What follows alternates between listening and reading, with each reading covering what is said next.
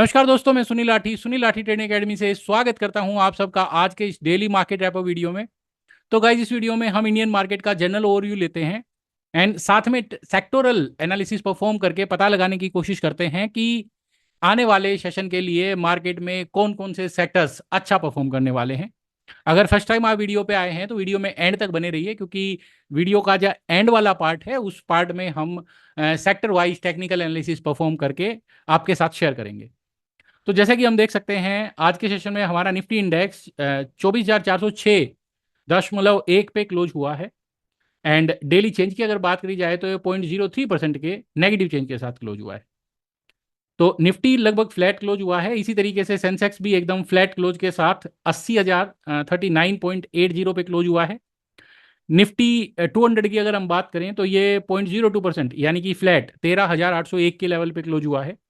वहीं पे अगर ऑल मार्केट कैप इंडेक्स की बात करी जाए निफ्टी 500 की, तो ये 22,917.25 पे 0.02% के नेगेटिव नोट के साथ क्लोज हुआ है। अगेन हमने देखा कि ब्रोडर जो इंडाइसिस हैं वो एकदम फ्लैट ही मूवमेंट के साथ आज क्लोज हुए हैं। बैंक निफ्टी की अगर हम बात करें तो आज ये 50,888.75 पे क्लोज हुआ है एंड ये लगभग 1% डिक्लाइन के साथ क्लोज हुआ है, यानी कि 0.83% के डिक्लाइन के साथ क्लोज हुआ है। तो मार्केट में जो आज हमने वीकनेस देखी वो पूरी की पूरी weakness led by banking sector थी। अगर बात करी जाए आज के सेक्टर वाइज परफॉर्मेंस की तो हम देख सकते हैं निफ्टी एनर्जी आज टॉप गेनर्स में रहा, आई मीन अच्छा परफॉर्म करने वाला सेक्टर रहा।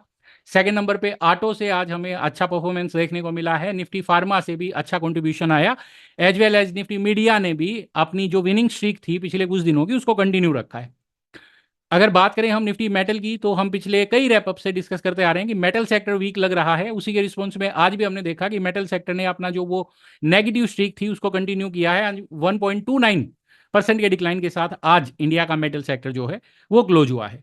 उसके बाद निफ्टी रियलिटी में भी नेगेटिव बिहेवियर देखने को मिला 0.83% के डिक्लाइन के साथ है। निफ्टी बैंक में भी आज 0.83% के डिक्लाइन के साथ क्लोज हुआ। तो यानी कि हमने देखा कि फाइनेंशियल एंड बैंकिंग सेक्टर जो है उसने भी नेगेटिवली परफॉर्म किया है एंड साथ में मेटल एंड रियलिटी ने भी आज की मार्केट की मूवमेंट में नेगेटिव कंट्रीब्यूशन दिया है। वहीं पे आईटी की अगर बात करी जाए तो डेफिनेटली आईटी में भी नेगेटिव कंट्रीब्यूशन है, बट मिनिमल सा नेगेटिव कंट्रीब्यूशन है। कहीं ना कहीं कंसोलिडेशन फेज में जो है आईटी सेक्टर चला गया है। अगर बात करी जाए मार्केट में एडवांस डिक्लाइन रेशियो की तो हम देख सकते हैं आज एनएससी पे करीब करीब 1135 शेयर्स पॉजिटिव नोट के साथ क्लोज हुए हैं, जबकि 1171 शेयर्स जो हैं वो नेगेटिव नोट के साथ क्लोज हुए हैं। अगर सेक्टर वाइज परफॉर्मेंस भी देखी जाए तो मेजोरिटी ऑफ जो सेक्टर्स हैं उनमें जो लूजर्स का जो काउंट है, परसेंटेज है स्टॉक्स का, वो ज़्यादा रहा है अगर कुछ गिने चुने सेक्टर्स को छोड़ दिया जाए तो। इसमें पहला सेक्टर है निफ्टी 50 नेक्स्ट। तो उसमें जो लाइक पॉजिटिव क्लोज होने वाले जो स्टॉक्स हैं उनकी संख्या ज़्यादा है या उनका परसेंटेज ज़्यादा है। इसके बाद ऑटो, एनर्जी एंड इसके बाद मीडिया। तो ये कुछ सेक्टर्स हैं जहां पे थोड़ा पॉजिटिव कंट्रीब्यूशन देखने को मिला है, फॉलोड बाय फार्मा। बाकी सारे ही इंडाइसिस में हमने देखा कि जो लूजर्स का परसेंटेज है वो रिलेटिवली ज़्यादा रहा है। बात करें अगर आज के पुलर्स एंड ड्रैगर्स की तो एलटी ने 30 पॉइंट्स का पॉजिटिव कंट्रीब्यूशन दिया निफ्टी की मूवमेंट में आज। टाटा मोटर्स ने भी 28 पॉइंट्स का पॉजिटिव कंट्रीब्यूशन दिया है। ओएनजीसी ने करीब करीब 16 पॉइंट्स का पॉजिटिव कंट्रीब्यूशन दिया है। एचडीएफसी बैंक से भी करीब करीब 14 पॉइंट्स का पॉजिटिव कंट्रीब्यूशन आया है। सन फार्मा से 12.57 पॉइंट्स का जो है पॉजिटिव कंट्रीब्यूशन आया है। वहीं पे अगर इंडेक्स को नीचे खींचने वाले शेयर्स में बात करी जाए तो ICI bank and axis bank, ये दो मुख्य बैंक हैं जिन्होंने इंडेक्स को नीचे खींचा है। हालांकि एक्सिस बैंक के नंबर्स कल हमने देखे थे कि अच्छे नंबर्स आए थे, उसके बावजूद भी एक्सिस बैंक में गिरावट आई है। तो मैं भी ये आने वाले 1-2 दिन में रिकवर करने की कोशिश करेगा। आईटीसी की ने भी आज 9 पॉइंट्स का नेगेटिव कंट्रीब्यूशन दिया। इन्फी एंड टाइटन ने भी करीब करीब 8 एंड 7 पॉइंट्स का नेगेटिव कंट्रीब्यूशन दिया है आज की मार्केटिंग मूवमेंट में।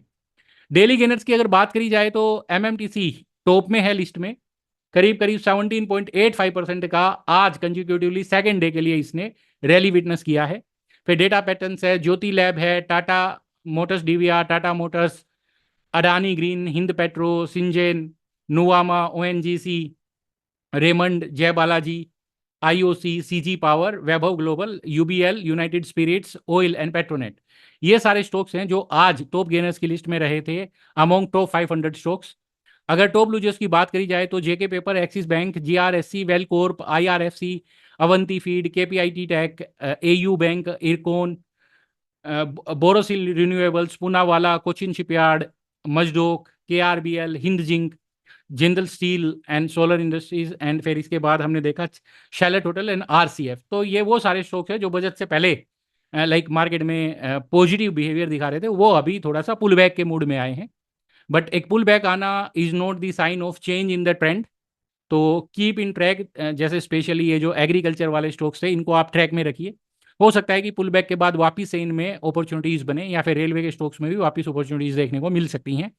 अगर बात करी जाए वॉल्यूम बजट्स की, इसमें हम उन स्टॉक्स की लिस्ट को कंपाइल करते हैं जिनमें वॉल्यूम्स सडनली 5 टाइम्स या उससे ज़्यादा स्पाइक हुए हैं। तो ज्योति लैब में आज हमने 12.61 टाइम्स का वॉल्यूम स्पाइक देखने को मिला है। MHRIL में भी करीब करीब 12 टाइम्स का वॉल्यूम स्पाइक है। वैभव ग्लोबल में 7 टाइम्स का वॉल्यूम स्पाइक है। डाटा पैटर्न्स में भी 6 टाइम्स का वॉल्यूम स्पाइक है। MMTC में भी करीब करीब 5.78 पॉइंट्स का वॉल्यूम स्पाइक है। क्लीन एनर्जी करके एक स्टॉक है, इसमें भी करीब करीब 5.35 का एक वॉल्यूम स्पाइक है। एंड RBL बैंक में भी करीब करीब 4.92 टाइम्स का वॉल्यूम स्पाइक है। एंड ब्लू डार्ट में भी वॉल्यूम स्पाइक देखने को मिला है। अगर मोस्ट एक्टिव स्टॉक्स की बात करी जाए तो Axis Bank, Tata Motors, HDFC, Reliance, MMTC, ICI bank, LT, IDBI, ONGC, IRFC, IOC, OIL and TCS, TTML, HAL, Suzlon, Infy, हुडको, डेटा पैटर्न्स एंड NTPC। तो इसमें बेसिकली ये स्टॉक्स हमेशा कॉमन रहते हैं, तो इस लिस्ट में कोई ज़्यादा बदलाव नहीं आते हैं।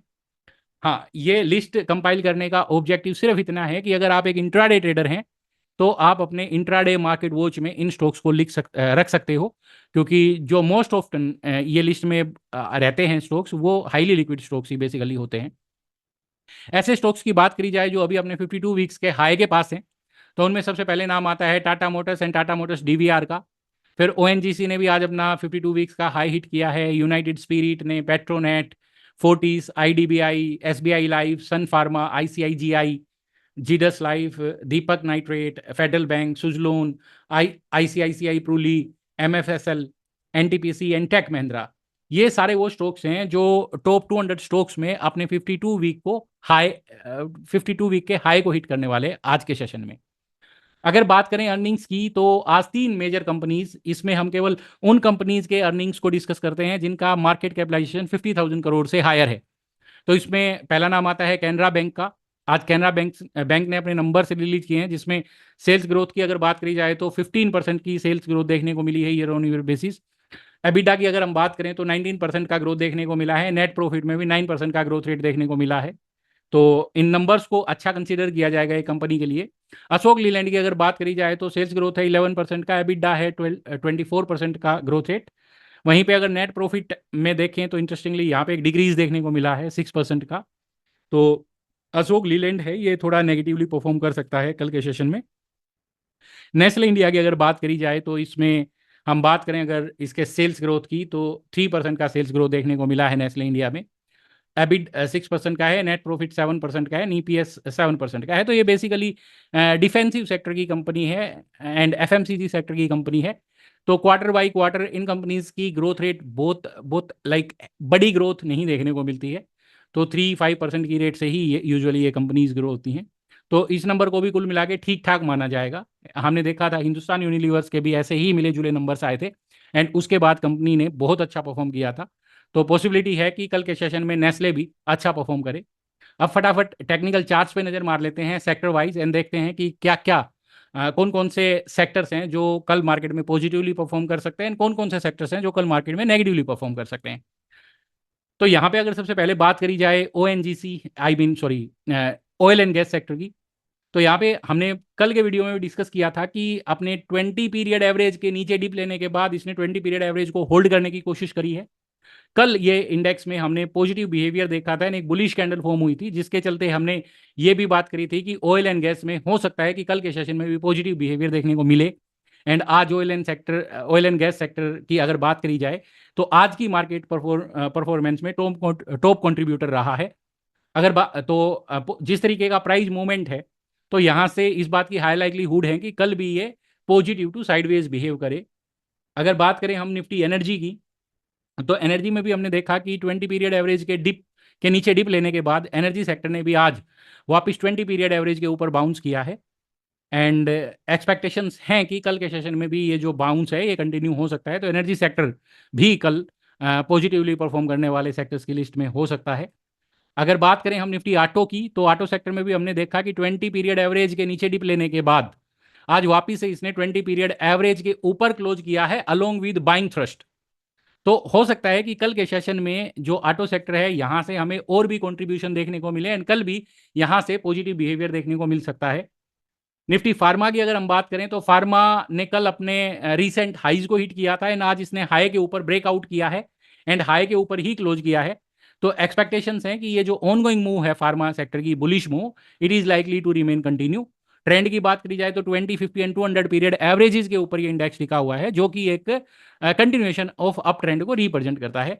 निफ्टी मीडिया की अगर हम बात करें तो कल हम बात भी करके गए थे कि मीडिया में कल के सेशन में हमने देखा था कि काफी बड़ी कैंडल इसने फॉर्म करी थी एंड हमारा एक्सपेक्टेशन था कि अब जो इतना एक्साइटमेंट जो है मे बी ये कंटिन्यू नहीं हो पाएगा एंड कल के सेशन मतलब कि आज के सेशन के लिए हम कुछ साइडवेज एक्टिविटी एक्सपेक्ट कर रहे थे मीडिया सेक्टर से, बट लकीली मीडिया सेक्टर ने आज पॉजिटिवली परफॉर्म किया and but at the end of the day ये ऊपर से रिट्रीट हुआ है, नीचे आने की कोशिश हुई। तो मीडिया सेक्टर में अब एक दो दिन में हम कंसोलिडेशन ही देखेंगे।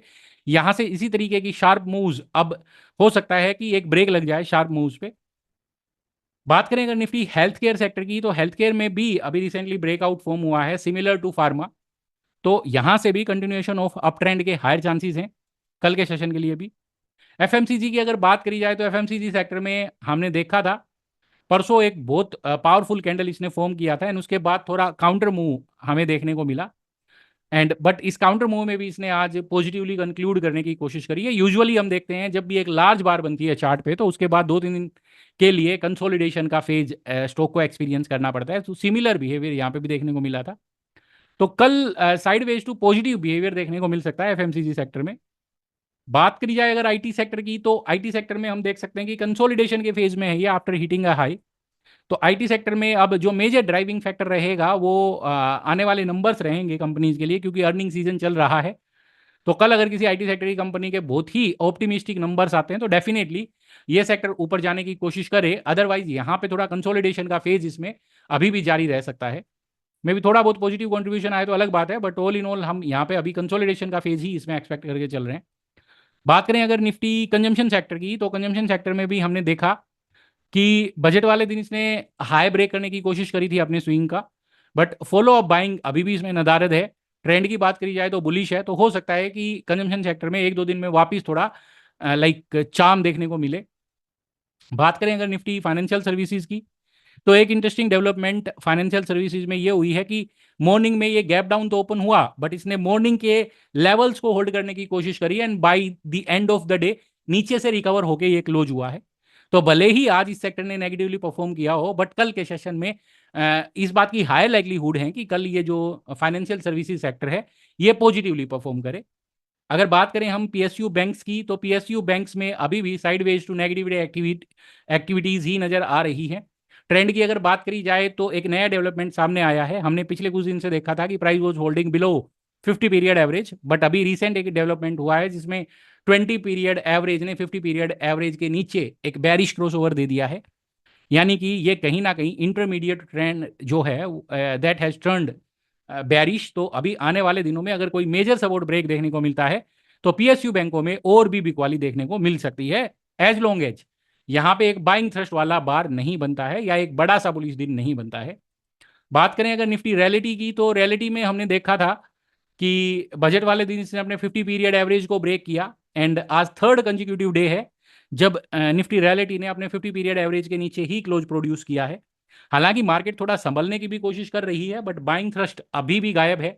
तो इस बात की प्रोबेबिलिटी है कि जो रियलिटी सेक्टर है जिस तरीके के डेवलपमेंट्स आए हैं उसकी वजह से लगता है कि रियलिटी सेक्टर का भी जो डाउनफॉल है वो कंटिन्यू रह सकता है। बट इसके लिए एक इंपॉर्टेंट ट्रिगर रहेगा कि जब तक बजट वाले दिन के हाई एंड लोज के बाहर मार्केट नहीं निकलती है तब तक ये जो निफ्टी रियलिटी सेक्टर है ये भी साइडवेज टेरिटरी में टाइम स्पेंड कर सकता है।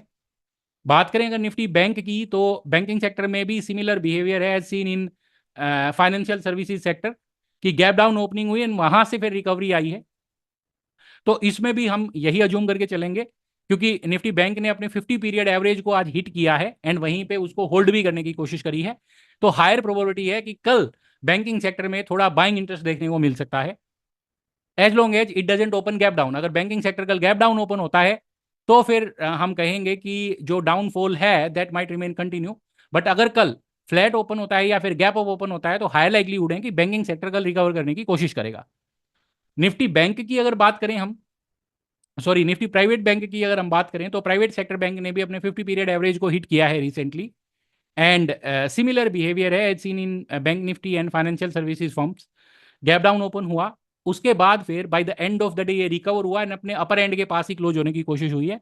तो हम कह सकते हैं कि जो सेकंड हाफ आज का सेशन का रहा है उसमें बैंकिंग सेक्टर में बाइंग देखने को मिली है। तो इस बात की हाई लाइक्लीहुड है कि कल ये सेक्टर या तो फ्लैट ओपन होके ऊपर जाए या फिर गैप अप ओपन हो। इस हमारी जो तेजी की एक्सपेक्टेशंस हैं फ्रॉम फाइनेंशियल सेक्टर, इसको केवल एक ही चीज इनवैलिडेट कर सकती है and that is gap down opening. तो बस हम यही चाह रहे हैं कि फाइनेंशियल सेक्टर में कल गैप डाउन ओपनिंग ना हो, फ्लैट या गैप अप ओपन होता है तो that will be a positive sign. अगर बात करें हम मेटल सेक्टर की, तो मेटल सेक्टर में एक गैप डाउन ओपन हुआ आज, ऑलरेडी 50 पीरियड के नीचे चला गया है price and recently 20 period average ने 50 पीरियड एवरेज के नीचे क्लोज कर दिया है। एंड हम यहाँ पे ये भी कह सकते हैं कि इंटरमीडिएट टाइम फ्रेम पे मतलब कि मार्केट ने एक बेयरिश ट्रेंड डेवलप कर दिया है। बट यहाँ पे मेटल सेक्टर के अगर प्राइस की बात की जाए तो हमने गैप डाउन ओपनिंग तो देखा, बट गैप डाउन ओपनिंग के बाद फॉलो अप सेलिंग देखने को नहीं मिली एंड कहीं ना कहीं इसने एक नैरो रेंज में कंक्लूड कर दिया। तो यहाँ पे जब तक 23 जुलाई का हाई एंड लो इस रेंज के बाहर नहीं निकलेगा ये सेक्टर, तब तक ये सेक्टर में बड़ी मूवमेंट एक्सपेक्ट नहीं की जा सकती। कंसोलिडेशन थोड़ा लंबा चलेगा। बट एक चीज यहां पे ध्यान देने की है कि मेटल सेक्टर ने एक बेरिश क्रॉस ओवर दे दिया है बिटवीन 20 एंड 50 पीरियड एवरेजेस। तो हाई लाइक्लीहुड है कि कंसोलिडेशन के बाद ये सपोर्ट ही ब्रेक करे एंड फर्दर डिक्लाइन करने की कोशिश करे। तो आज के सेक्टोरल एनालिसिस में इतना ही। तो जैसे कि हमने देखा कि फार्मा सेक्टर, ऑटो सेक्टर में भी थोड़ी जान आ रही है, energy and oil and gas and health care, तो ये चार सेक्टर्स हैं जहां पे हायर प्रोबेबिलिटी है कि कल भी तेजी कंटिन्यू रहे। इसके अलावा एफएमसीजी सेक्टर है जहां से वापस एक रिजम्पशन देखने को मिल सकता है ऑन गोइंग अप ट्रेंड से। एंड एक लास्ट में जो एड ऑन होगा यहाँ पे, ये financial services and banking sector से हम एक्सपेक्ट कर रहे हैं कि कल बैंकिंग सेक्टर भी मार्केट में थोड़ा पॉजिटिवली कंट्रीब्यूट कर सकता है।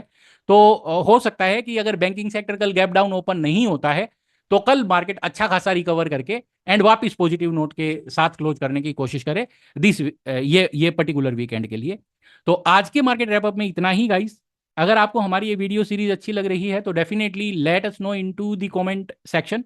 ये हमारे कॉन्फिडेंस को बूस्ट करती है एंड हमें एनकरेज करती है और भी इंफॉर्मेटिव स्टफ आपके साथ शेयर करने में। एंड अगर आप पहली बार चैनल पे आए हैं तो stay tuned. Every Sunday morning 8 AM हम price action intraday strategy share करते हैं जो कि पिछले 20 साल के मेरे पर्सनल ट्रेडिंग एक्सपीरियंस से मैंने इकट्ठा की हैं। तो आप चैनल को सब्सक्राइब करके नोटिफिकेशन ऑन करके रखिए सो दैट संडे को मॉर्निंग में जब हम वो स्ट्रेटजी पोस्ट करें तो क्विकली आपको उसका नोटिफिकेशन आ जाए। आज के लिए इतना ही। Thank you for watching. Stay connected for more such videos.